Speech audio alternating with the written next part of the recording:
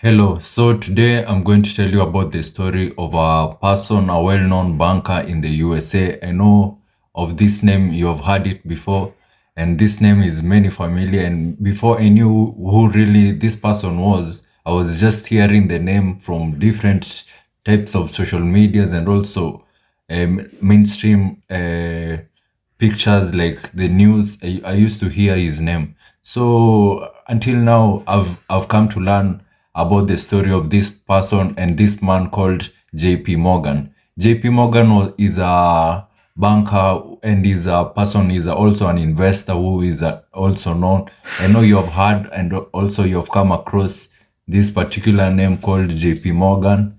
And J.P. Morgan has been there since the 1880s to the 1920s and 30s over there. That's when he used to reign and he used to be that particular type of person. Imagine JP Morgan died a long time ago, but his name is still remembered until today. He is a man who almost owned the entire economy of America. He's the man who saved America single-handedly on its economy. He didn't depend on any other person. He saved an entire economy of a particular type of country. And imagine that country is America. And imagine America is the largest economy in the world, and one person can be able to save an entire economy. Then that person had a lot of amount of wealth, and he also had a lot of amount of power.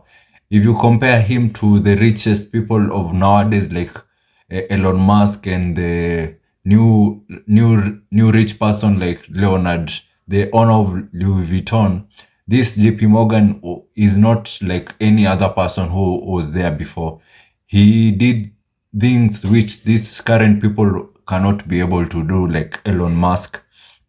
They cannot be able to save an economy of a particular country. And imagine America is a big country and he is able to save it. What about these other countries? Him single-handedly, he could make these other countries even become more rich.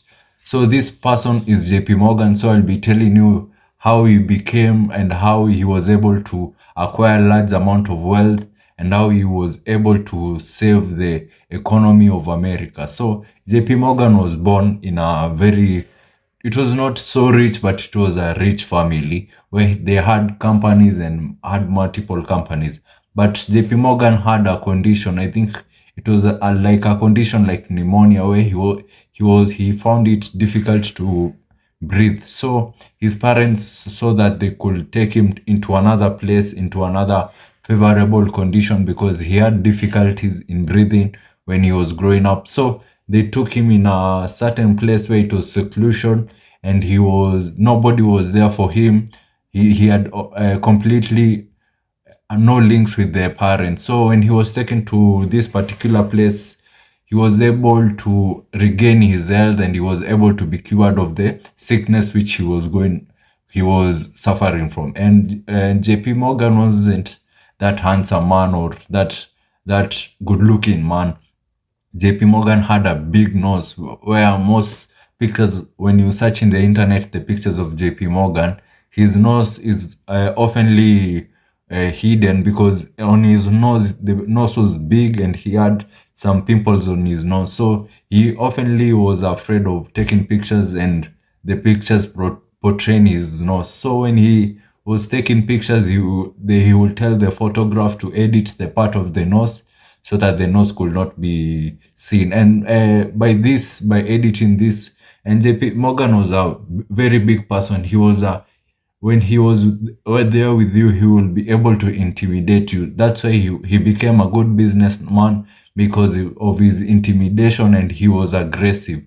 JP Morgan was commonly known for his hot temper. So his hot temper made him climb up to ranks and ranks. So let me take you back to the part where JP Morgan was growing. So after his parents took JP Morgan to that particular seclusion, he was able to be cured of his disease.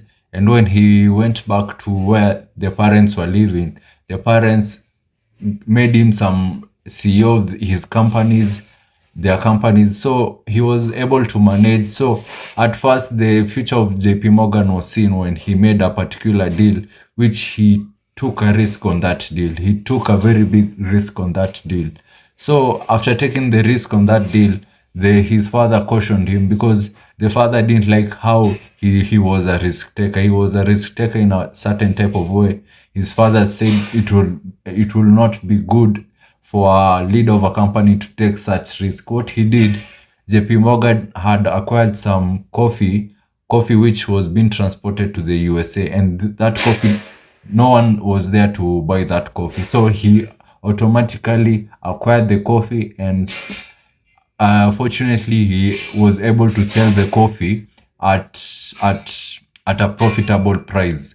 So after selling the coffee at a profitable price, although it was a profitable price, but the father had cautioned him of this behavior of taking such risk. So later on in the years on, the father died and he was left to take care of these companies. So JP Morgan was able to get married to a beautiful wife. After getting married to a beautiful wife, they had some honeymoon. So I think it was 4 months to their marriage, the wife was got sick, and after getting sick, it is the same disease which had attacked him when he was a little child. So JP Morgan thought of a way, let me take my wife at the same place where I was so that she can be healed. But unfortunately, the wife didn't manage to survive. The wife succumbed to the death. I think it was 4 months after the wedding of JP Morgan and her. So this wife shook a lot of JP Morgan, and he wasn't himself since the death of his wife. He began to put himself into seclusion, and he didn't interact with people so much. So after that, after the death of his wife, he sought out for something that will make him rich and will make him known for all over the world. So in his seclusion, at that time, the USA was going into I think it was a civil war, and that civil war required people, volunteers, to go for the war. So what JP Morgan did, he paid off a replacement of himself with $300. And remember that it is 1820s. $300, not anybody could be able to afford $300. $300 was a lot of money. So he was able to pay off a person to take his place in the war. And after paying off somebody to take place in the war, as he had remained back in the USA, he was able to do some deals which eventually made him big and made him rich. One of the deals which laid a foundation to his wealth is there's a deal which he had done with the army. What they did with the army, they bought weapons from the army, and these weapons, they had some mechanical problems, so they bought them at a cheap price. So after buying them at a cheap price, what they did some repair on the weapons which they had bought. And after doing some repair on the weapons which they had bought, they sold it back to the US Army. And after selling back to the US Army, they gained almost 600% profit. And imagine 600% profit. It was a lot of money, and they didn't just buy a small amount of quantity. They bought large amount of weapons, which they were able to resell them again. So this laid a foundation to his wealth. So JP Morgan was thinking of another way of expanding of using this money which he had acquired, and also expanding his fortress into many other types of the countries. So one day JP Morgan saw that the railway was a potential thing to invest on. But at that time, the railway had it wasn't one. The railway was had different units. Every railway station was operating on its own. Every railway station and every railway and train had its own particular owner, and it having its own particular owner, they were able to set their own prices competitively. So being competitively, somebody will even go to an extent of setting his price lower than what is required, and this will lead into the train companies getting into losses because that competition was very high and there was no unity. So JP Morgan thought and saw of an idea that if he is able to unite all these railway stations and these train stations, he can be able to have one particular railway line where he will be able to dictate the prices of the prices of the the train on the customers, and this will be better for the railway station because they will have a particular money flow of cash. They will have a cash flow on its bank, and they will be able to control what railways are there and what railways will be charging. So JP Morgan thought of these ideas and he came up and he was able to unite these people of different railway stations, and uniting these people of different railway stations, he was able to give out the particular price, and that idea of uniting things to become one so that they can have a larger share in the market, and having a larger share in the market, they can be able to dictate the prices in the market, and also they can be able to the further upcoming companies, they can be able to either to do away with them or to support them so that they can become one. This helped the railway station a lot. And remember that time it was in the 1880s where the railway station was the most commonly means of transport used, because unlike nowadays, everybody has his own car. At that time, people were using the railway station because cars were expensive, and railway station was the particular type of things where many people could go at once. No matter what the cost of traveling will be, it will be cheaper using a railway station. So at that time, the railway station was like the airplanes of nowadays, and it was a good investment which he made. So JP Morgan, with time, that idea of marginalizing and putting companies together was even named after him, which is right now called Morganization. Morganization, where is many different companies come together and become one company and can be able to dictate the market. So also JP Morgan, with time, he bought also the companies of the train, and he funded them, and the train industry grew a lot of big. And that time, the growth rate of his type of career was at an alarming rate. At that time, there was a president of United States called Roosevelt. Roosevelt knew that at this rate which this man is growing, it is an alarming rate because this man will become unstoppable. So when Roosevelt he became the president, he did some sanctions on JP Morgan, and they were able to fight against him and JP Morgan. But before he had finished the fight, his term in the office had already run out. So there was another president who came into place. But at that time, JP Morgan was put on the light. People knew JP Morgan and what he has done, and how he has merged companies to become one, because he had also merged other companies. Like, I don't know if you know a company called AT&T. It is a company, also a very large company, which is mainly deals with IT nowadays. So it is one of the JP Morgan's company. JP Morgan's also had done a lot of marginalization of other companies, organization of other companies to become one so that they can be dictate the market, which was also alarming, and it was not also well, because having one particular person being able to detect everything which is happening is he can wake up today and say the prices are high, and nobody will be able to do anything. People will just go with the flow. So when Roosevelt removed from the seat of the president, JP Morgan was able to fund other politicians into becoming the president, which was a Republican president. He was able to after funding them to become the president, he was able to acquire his future and also solidate his next future, because the president mattered a lot, because the president was able to dictate on what companies will be able to be prioritized and will be able to continue operating in the country.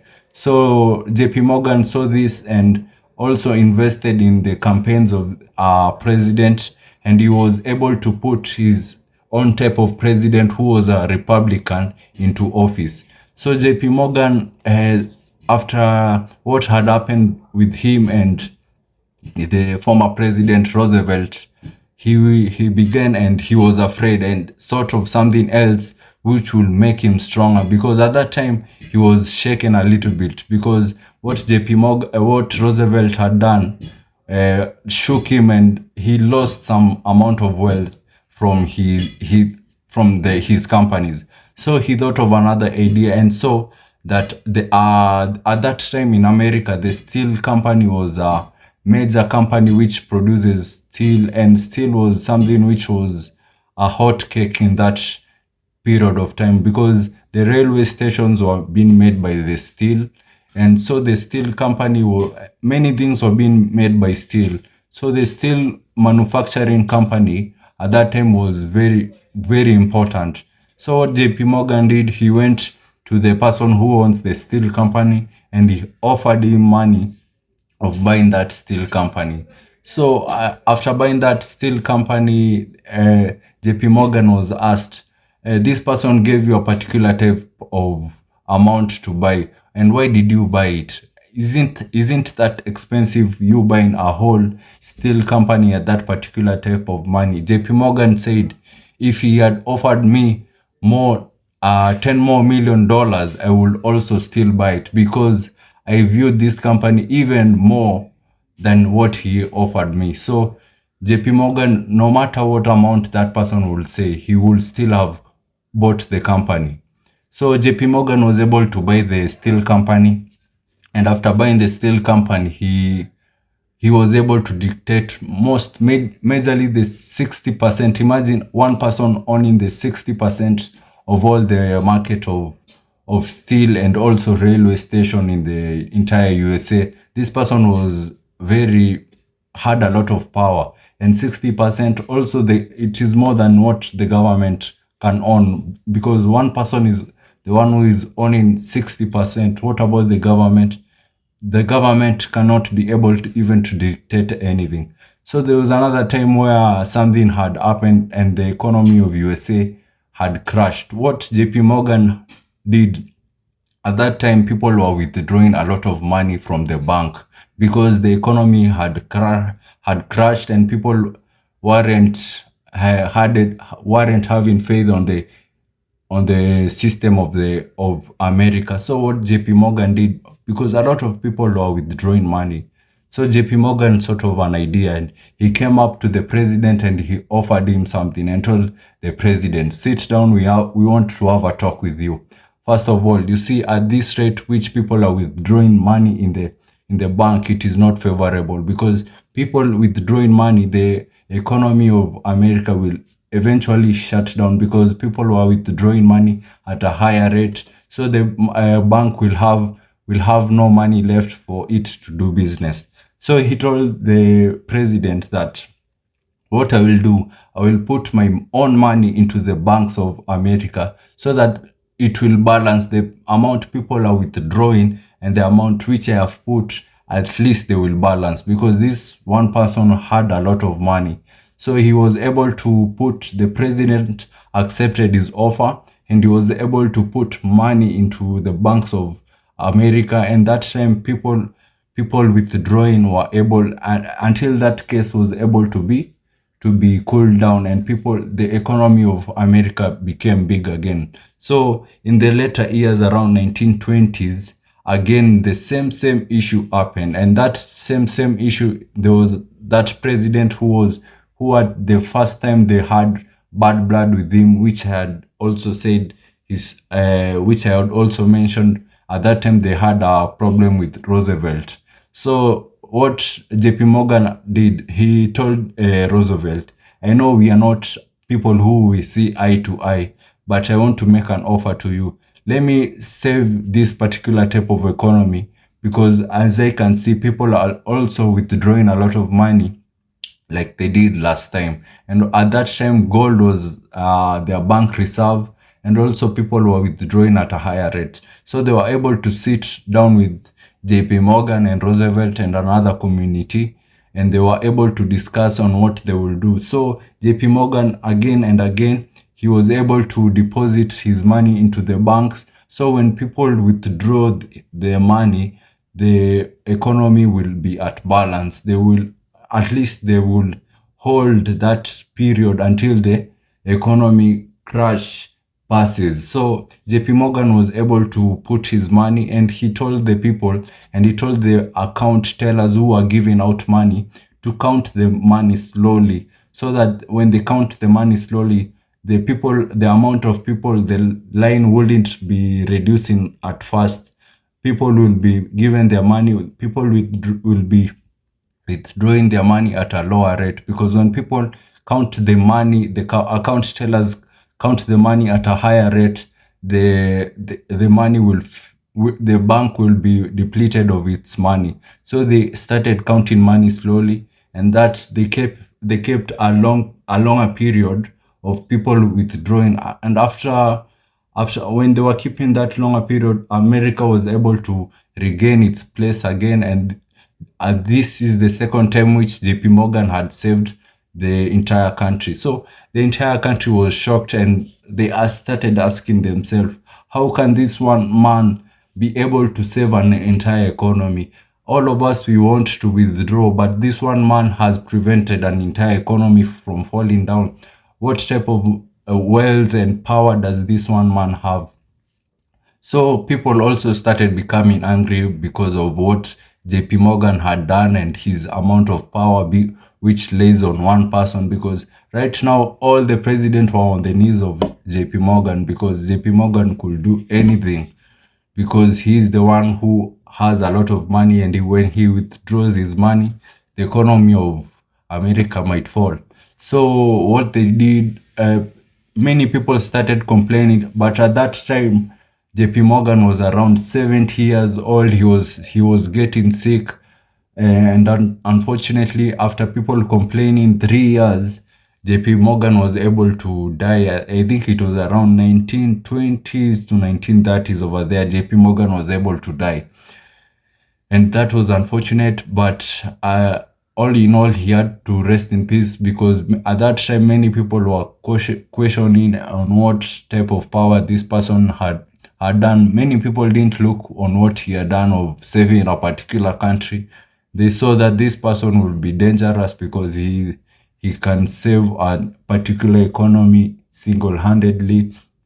So that's the story of JP Morgan. So JP Morgan left that entire amount of wealth to his son, and his son, until today, he has maintained the amount of wealth. Until today, it is known as JP Morgan. There's a bank known as JP Morgan and Chase Bank.